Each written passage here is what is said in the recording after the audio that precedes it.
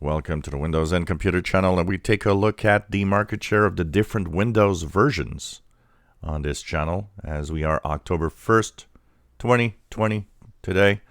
So if we look back at September, Windows 10 dominating at 75%, pretty big market share here. It continued to grow, and it grew faster.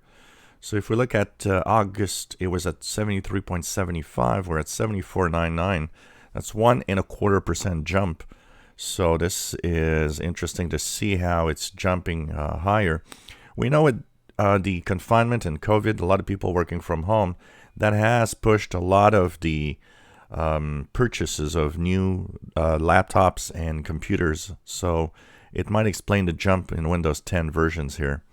If we look at Windows 7, 18.5%.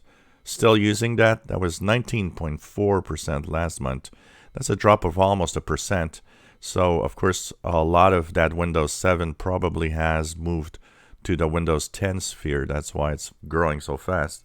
So, slow demise in Windows 7 from time. Most of the 18.5% that you see here is probably enterprise that still are using Windows 7. A lot of them using the extended paid support.